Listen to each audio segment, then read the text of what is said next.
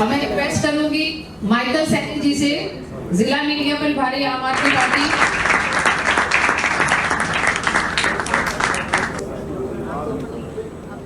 Sir सबसे पहले बहुत बहुत स्वागत है इस कॉन्क्लेव का हिस्सा बनने के लिए। धन्यवाद मंत्री जी। वायरल सच का इस कार्यक्रम का सदस्य बनने के लिए, इसमें शामिल होने के लिए तो सौभाग्य चाहिए होता है। एक ना आपने पीछे बहुत बड़ा आईना लगा रखा है, उसके लिए धन्यवाद है जी। ये ऊपर वाली लाइन मुझे बहुत गलत लग रही है, नीचे वाले जो फोटो है बहुत अच्छे लग रहे हैं जी। जो शीशे का काम करते हैं वो बीजेपी के प्रवक्ता थे, उनको भी चुप रहा था, और जो पूर्व महापौर थे उनको भी चुप रहा, उनको वो सच्चाई चुप रही थी जो आपने कार की है जी। मेरे गुड़गांव की हालत जो है आज नरक के समान है, और यहाँ के लोग वो नारकीय जीवन जीने के लिए मजबूर है, जिसके लिए जिम्मेवार यहाँ गुरुग्राम का नेतृत्व है, जिसकी अक्षमता के कारण यहाँ पर हमारी टैक्स के पैसे से जो नगर निगम के अधिकारी, जीएमडी के अधिकारी जो हमारे टैक्स के पैसे से बढ़ते हैं, आज वो हमारे ऊपर हावी हो रहे हैं। आज मन माफिक वो लोग अपने लोगों को टेंडर दे रहे हैं, मन माफिक तरीके से पैसा खर्च कर रहे हैं, गुड़गांव की जनता को हर प्रकार के टैक्स के घेरे में ले रहे हैं। यानी कि मैं कहूँ कि खून चूसने का काम है, और सारा खून जो चूस लिया है उसके बावजूद अगर थोड़ा बहुत खून बचता है तो उसे ब्लड डोनेशन कैंप लगा करके बीजेपी वाले चूस लेते हैं। क्या कहेंगे? दिया क्या हमें? मेरा सवाल ये, मेरे गुरुग्राम को दिया क्या जी? इस पूरे भारत के 7 टॉप मोस्ट सिटीज के अंदर काउंटिंग होती है गुड़गांव शहर की। 48,000 करोड़ रुपया इनकम टैक्स जाता है मेरे शहर से। पूरे हरियाणा का 65% रेवेन्यू जो है वो गुड़गांव से जाता है। ये सरकार पिछले साल जो एक्साइज का बजट इसको इकट्ठा करना होता है, वो गुड़गांव में पूरे हरियाणा में 700 करोड़ रुपए की शराब जो है ना, उससे पैसा कमाने के लिए हरियाणा सरकार कहती है।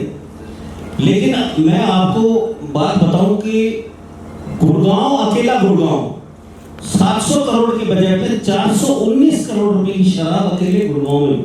सर हम निगम पे आते हैं सर, मैं वही मंत्री जी, मैं वही बता रहा हूँ। और अब की बार जो सरकार ने रखा है 1900 करोड़ का बजट रखा था, लेकिन अभी पूरा साल नहीं हुआ है बजट के लिए, और अभी तक 750 करोड़ की शराब जो है गुड़गांव पी चुका। सर निगम पे आ जाएं। आ जाइए जी, धन्यवाद। राजनीति और निगम क्या एक दूसरे को प्रभावित कर रहे हैं, आपको क्या लगता है?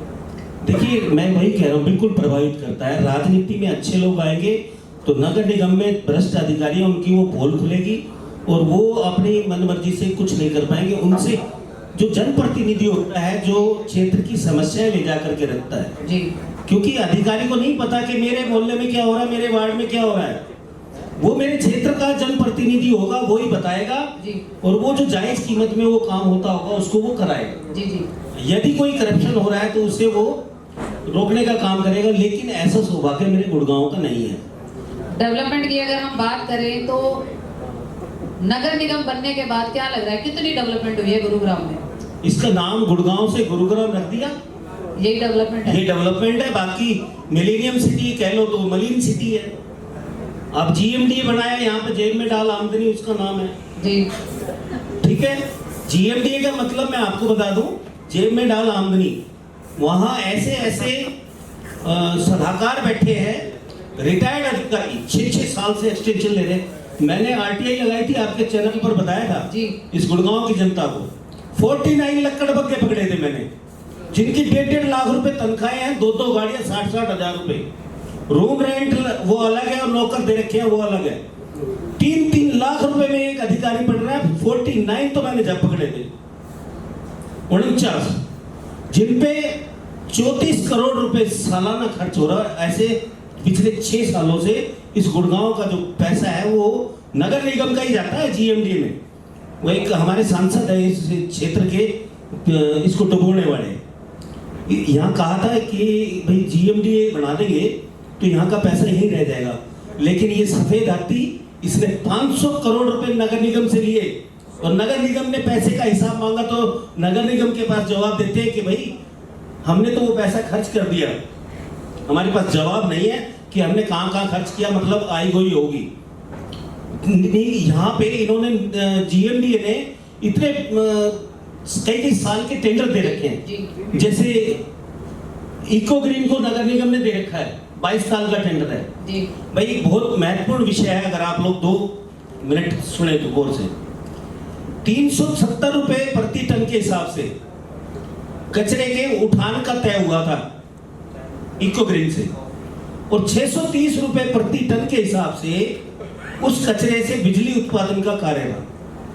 2017 से 2020 तक पेमेंट को रोक दिया गया। कौन सी पेमेंट को? 630 रुपए प्रति टन को, क्योंकि इको ग्रीन से तय हुआ था कि 630 रुपए आपको नहीं मिलेंगे जो आपने कचरे से बिजली तो बनाई नहीं, और ना 2023 में भी अभी नहीं बनाए हैं। तो लेकिन सरकार से सेटिंग करके वो 45 करोड़ के आसपास का कोई अमाउंट था जो चंडीगढ़ से लोग पास करा लाए इको ग्रीन वाले। सरकार की और इको ग्रीन की मिली भगत थी कि वो 45 करोड़ रुपए वो आ गया, और इन्होंने बिजली बनाने का जो पैसा था वो भी आज ले रहे। उठाने का तो काम है ही नहीं, पूरा गुड़गांव कचरे से भरा पड़ा है। अब देख लो, ना उठाने में है और ना उस कचरे से बिजली बनाने में। 1000 रुपए प्रति टन के हिसाब से वो लोग पैसा ले रही है इको ग्रीन कंपनी, और काम क्या कर रही है? काम कर रही है वार्डों में अपने अपने जो है ना बंदे, कचरा कलेक्शन वाले लगा दिए कॉन्ट्रैक्टर। 5 से 7 लाख रुपए एक बंदे की कमाई है हर वार्ड से। इको ग्रीन कचरा नहीं उठा रही, और वहां से जो कलेक्शन पॉइंट बना दिए, अवैध कलेक्शन पॉइंट, जो कचरा डालने के पॉइंट बना दिए, वहां से वो कचरा उठाने के लिए इको ग्रीन आती है। लेकिन उसमें भी जो ट्रैक्टर ट्रॉलियां और डंपर लगते हैं, उसके पेट्रोल और डीजल का ड्राइवर की तनख्वाह तक नगर निगम दे रहा है, जेसीबी का किराया दे रहा है, डीजल दे रहा है। मैं कह रहा हूं फिर इको ग्रीन का क्या कर रही है? कचरा उठाने का भी पैसा अगर हम दे रहे, नगर निगम दे रहा है, तो 1000 रुपए किस बात के दे रही है?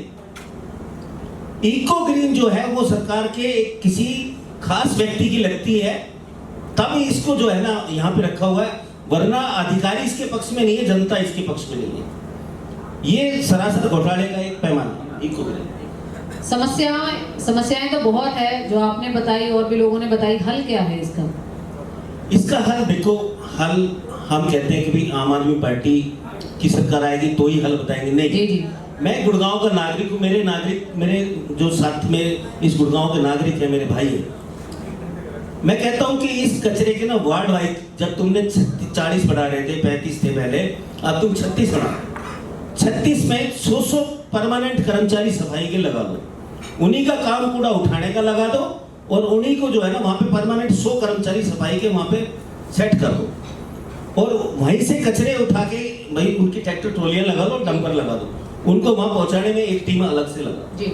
कचरा उठ जाएगा, डीडीटी घेरो, वहाँ पे दवाइयों का छिड़काव करो, कुछ मतलब वहाँ पे गंदगी ना रहे। मैं कहता हूँ कि अगर वो टीम की जिम्मेवारी तय कर दी जाएगी तो किसी वार्ड में कोई कचरा नहीं रहेगा, और कचरे का उठान भी हो जाएगा।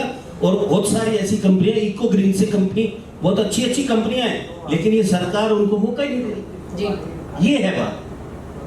एक और बात मैं मनप्रीत जी आपको के ध्यान में डाल दूं, और आपके चैनल के माध्यम से सभी देखेंगे कि सॉलिड वेस्ट का जो जी सॉलिड वेस्ट का घोटाला हुआ 48 करोड़ रुपए का इस गुड़गांव के अंदर।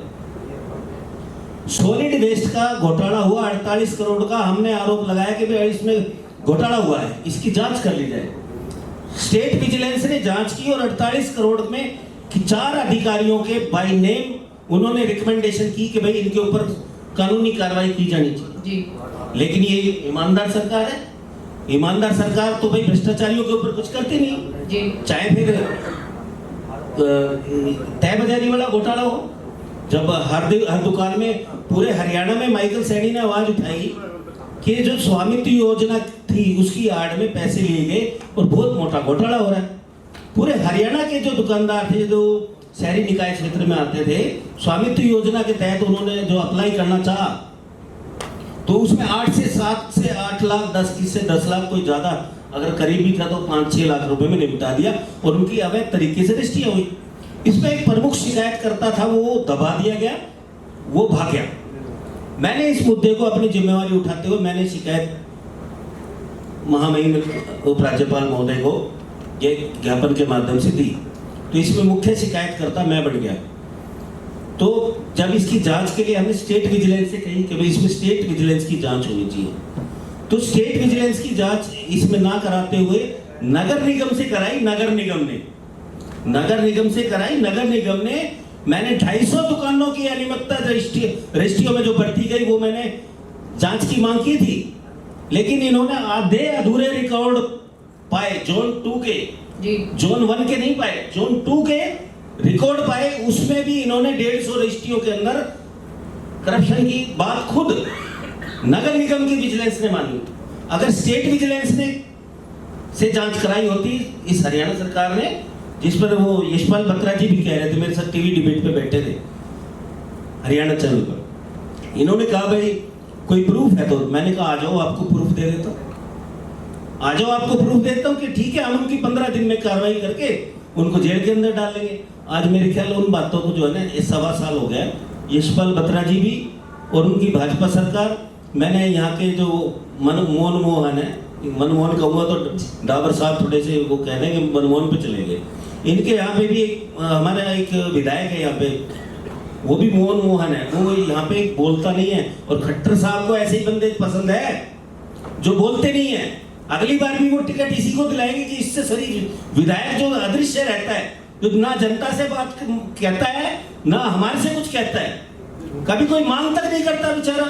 ऐसे ईमानदार आदमी को जो है ना खट्टर साहब टिकट दिलाएंगे, जो हमारे गुड़गांव का दुर्भाग्य लिखना में मतलब अभी तक उसकी पूर्ण भूमिका रही है। चाहे कोरोना काल हो, बेचारा अपने घर में छिप गया, ठीक है, कोई भी जिम्मेवारी वाला काम हो, आजकल बस जहाँ कहीं है थोड़ा बहुत लेके अपना भरने में लगाओ, बेचारा वो किससे कुछ नहीं कहते। एक बात जरूर कहते हैं वो, अनिल विज जी के पास जाके जब कोई ज्यादा इंतहा हो जाती है उनकी, तो वो ये कहते हैं कि साहब वो है ना अधिकारी नहीं सुन रहे।